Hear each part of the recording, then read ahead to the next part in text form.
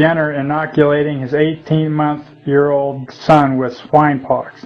His son will die of TB when he is 20. Here's another picture. Getting the jab. Jenner inoculates an 8-year-old boy named James with cowpox. The boy will die of TB at 21.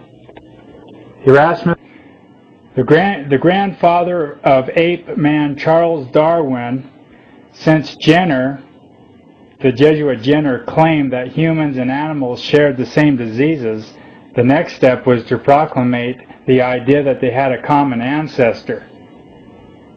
This is what Darwin said about Jenner and his vaccination in a letter that was written to Jenner February 24th, 1802. And it goes on in the letter and it says, "In a little time it may occur that the christening and the vaccination of children may always be performed on the same day." Christening means sprinkling babies with water to make them Christians in the Jesuit Vatican Society. Well, christening and vaccination are the inventions of that old serpent, the devil. So what they want to do is they want to mix the blood of an animal and a human, and that will pollute God's precious baby, pure blood, and introduce diseases and other things, and it's a celebration, a sick celebration, of mixing animal blood and human blood together in a baptism. Here's another headline out of the Salt Lake Tribune, July 21st, 2005. Many of you heard that the gay marriage became legal in Canada, but what's interesting about this article was the legislation drafted by the Prime Minister, Paul Martin, a Roman Catholic. Should that surprise you? After World War II, the Vatican was scrambling to cover up all of their connections with Hitler and the Third Reich, and so they created Vatican II. And Vatican II, in the early 60s, they changed their laws. Instead of persecuting the Protestants, we just call them separate brethren. Now, since they've changed their philosophy, now the Pope goes ahead and says, "Heaven open to everyone," says Pope.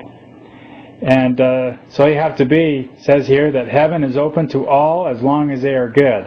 So they changed their tactics. Now they're all about lovey-dove. This following article was featured February 4, 2003 in the Chicago Sun-Times newspaper. Vatican, Potters, magic okay, witchcraft found not to be anti-Christian. So they speak on both sides of their face. So one time they're saying it's evil, one side says it's good, and it goes back and forth. This is the current Black Pope, considered the most powerful man in the world. And here's a diagram of how the pyramid is set up. First you have Satan on top of the pyramid, the god of this world, 2 Corinthians 4:4. And then the next one in line is the Black Pope, the superior Jesuit general. And then it goes to the White Pope, the Papal Caesar. Remember Caesar, he sits on the throne of Caesar and also on the throne of the church. So he has two roles, but he doesn't control nothing because the Black Pope controls it all. He replaces the White Pope of his own choosing, according to what Lucifer wants. Then it goes to the Archbishops of New York, and through them it goes to the Knights of Malta, Knights of Columbus, the Masonic Supreme, and then it's all broken down to the different secret societies on down from there. Here's another diagram of how the pyramid works. Comes through the Vatican, the Jesuit, the Black General, and then it goes down to the Illuminati, the CFR, the International Bankers, the Mafia, the Club of Rome, the Opus Dei, the Masons, the New Age movement. Remember, they're behind all of this New Age witchcraft movement. They create the problem and then they say, "Oh, we don't create it. We hide behind the sheep. We hold the sheep in front of us, so that's all you see. You don't see the wolf behind the sheep clothing." And so they're the creators of all this, and there's many more secret societies. But this is kind of a diagram you can see how it all operates. Here's an interview with the Jesuit in the Spectrum newspaper, and the interview went on to say, and it says, "What is the ultimate goal of the Jesuits?"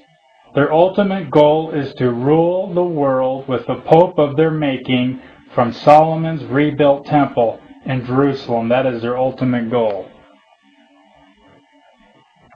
And what is he going to do? He's going to destroy the Catholic Church. He's going to destroy the Vatican. And he's going to go down in Jerusalem and demand to be worshipped as God for 3.5 years. This is their plan, folks, is to deceive you. They'll destroy the Vatican. Nobody will make connections between the Vatican and the new Antichrist. And then he'll have all people worship him after World War III.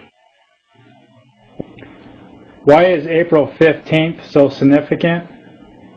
It is the day that the Titanic was sunk. And what is so significant about the Titanic?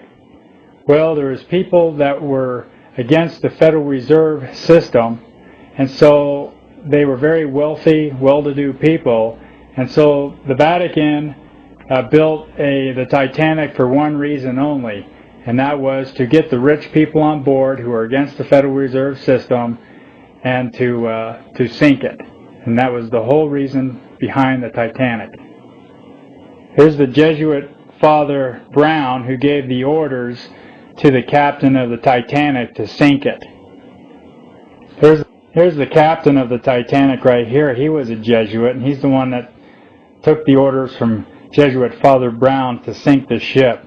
And he's one of the last pictures that were taken.